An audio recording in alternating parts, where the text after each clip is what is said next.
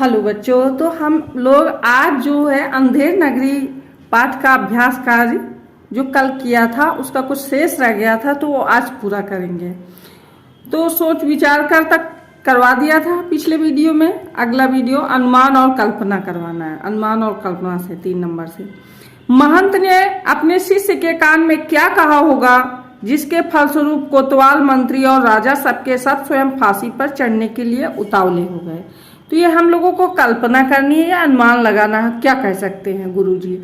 तो गुरुजी ने कहा होगा कि बच्चा चिंता मत करो, यहाँ सब मूर्ख हैं। और अगर हम लोग इस तरह से, चूंकि पाठ में तुम लोगों ने पढ़ा ही है कि महंत कहते हैं कि मैं फांसी चढ़ूंगा, शिष्य कहता है मैं फांसी चढ़ूंगा। अगर इस तरह से हम लोग बात करेंगे तो ये सब मूर्ख हैं, ये सब फांसी में चढ़ जाएंगे। और हुआ भी वही।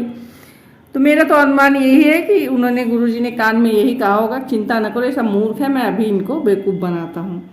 आगे बच्चों पढ़ते हैं। भाषा के रंग रिक्त स्थानों की पूर्ति कोष्ठक से उपयुक्त शब्द चुन करके कीजिए।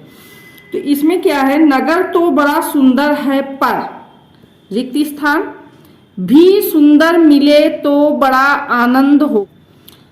अब ब्रैकेट में लिखा है भोग, रुपए, कपड़े, भिक्षा। तो हमें पाठ के अनुसार इसमें भरना है रिक्त स्थान पर। तो बच्चों क्या होगा, नगर तो बड़ा सुंदर है पर शिष्य ने कहा था पर भिक्षा भी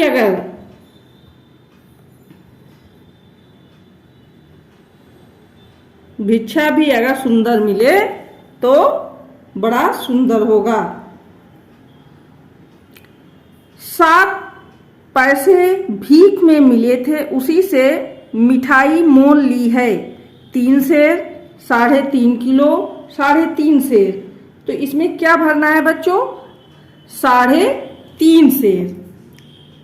शिष्य ने बताया था कि 3.5 सेर, 7 पैसे मिठाई में मिले हैं हमको भीख में, उससे मैंने 3.5 सेर मिठाई खरीद ली। बताइए, केवल 7 पैसे में।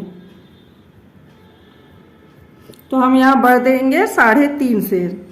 अंधेर नगरी राजा, टके सेर भाजी, टके सेर खाली स्थान, मंत्री मिठाई, खाजा सिपाही, अनबूझ राजा। तो हम लोगों को यहाँ क्या भरना है, अंधेर नगरी, राजा का नाम क्या था, अनबूझ।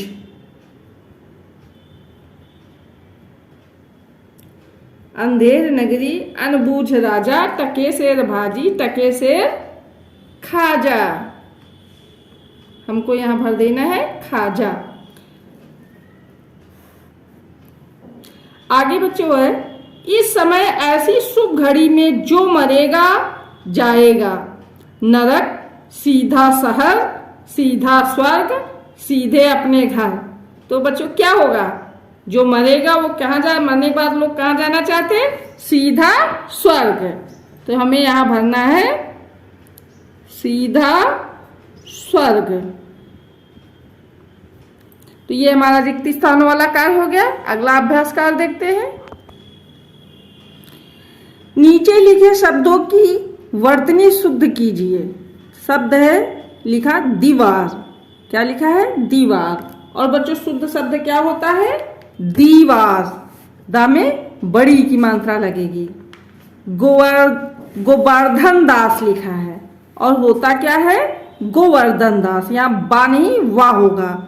गड़ेरिया लिखा है, अड़ा की जगह हमें यहाँ डडलिया बनाना।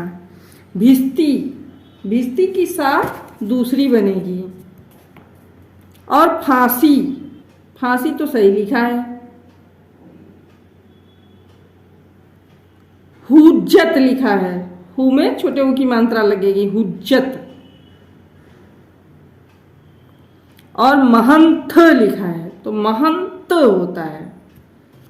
उसके बाद निम्नलिखित विशेषण और विशेष शब्द दिए हैं, उनके सही जोड़े बनाइए। विशेषण वो शब्द होते हैं जो संज्ञा और सर्वनाम की विशेषता बताते हैं, और विशेष जिनकी विशेषता बताई जाए उनको विशेष कहते हैं। तो ये सुंदर है, सुंदर क्या था, नगर हो जाएगा। और टका शेर क्या थी, टका शेर भाजी। और भेड़ क्या थी, बड़ी भेड़ थी, बड़ी भेड़। और अंधेर नगरी, शुभ, शुभ क्या था? घड़ी होती है कि इस समय बहुत शुभ घड़ी है, जो मरेगा सीधा स्वर्ग जाएगा। चौपट कौन था? चौपट राजा।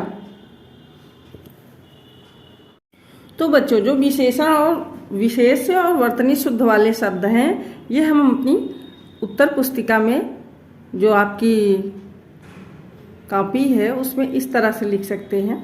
दीवार तो दीवार, गणेरिया तो गणरिया, फांसी फांसी, महंत महंत, इस तरह से आप उसमें लिख दें। और विशेषण विशेष के जोड़े इस तरह से बनाएंगे, किताब में मैंने समझा ही दिया पहले। विशेषण और विशेष: सुंदर नगर, टका शेर भाजी, चौपट राजा, अंधेर नगरी, बड़ी भेड़, शुभ घड़ी। तो इस तरह से ये हमारा अभ्यास कार्य समाप्त हुआ।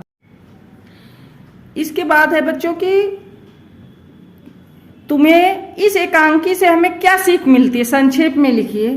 तो बच्चों, इस एकांकी से हमें सीख मिलती है कि हम अपने बड़े लोगों की बात माननी चाहिए। गोवर्धन दास ने अपने गुरु की बात नहीं मानी, जिसकी वजह से उनको फांसी होने तक की नौबत पहुंच गई।